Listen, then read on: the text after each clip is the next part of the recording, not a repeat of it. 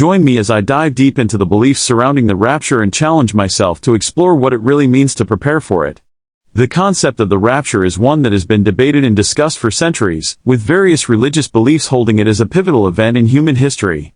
In many Christian denominations, the rapture is seen as a moment of redemption, where believers will be taken up to heaven, leaving non-believers behind to face a period of tribulation. But what exactly does it mean to believe in the rapture, and why is it such a topic of interest today? There's so much confusion and misinformation surrounding the rapture that it's no wonder people are left with more questions than answers. Some believe it's an event that will happen suddenly, without warning, while others think it's something that can be predicted or even prepared for. And then there are those who believe the rapture is nothing more than a myth, a story created to scare people into behaving. But where does the truth lie? One of the biggest misconceptions about the rapture is that it's only mentioned in the book of Revelation.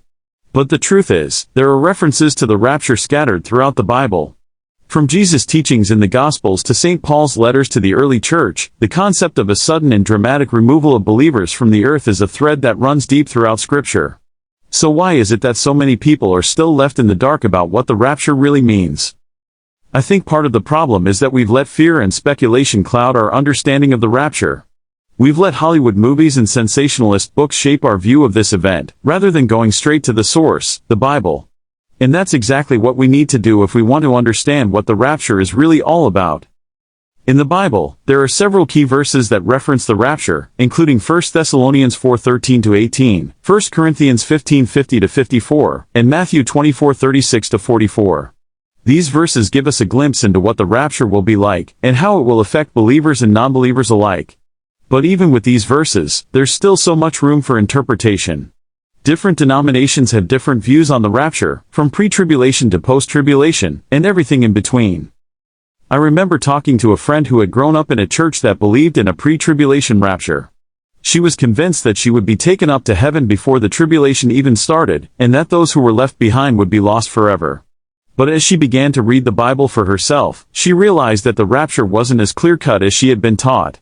She began to question her beliefs, and even felt a sense of doubt and uncertainty. It was a challenging time for her, but ultimately, it led her to a deeper understanding of the rapture and her faith as a whole. For me, the rapture is a reminder that our time on this earth is short. It's a reminder that we need to be living for God, and living for eternity. When I think about the rapture, I'm reminded of the urgency of sharing the gospel with those around me, and of living a life that honors God. It's a sobering thought, but it's also a freeing one. Because when I focus on living for eternity, I realize that nothing else really matters. I want to recap the main points we've discussed today. We've talked about the concept of the rapture, the confusion and misconceptions surrounding it, and the biblical references that give us a glimpse into what it will be like. We've also explored how different denominations interpret these texts, and heard a personal story of how believing in the rapture can impact our lives. Thanks for watching, and I'd love to hear from you in the comments below. What are your beliefs about the rapture, and how has it impacted your life? Be sure to check out my other videos on related topics, and don't forget to like and subscribe for more content.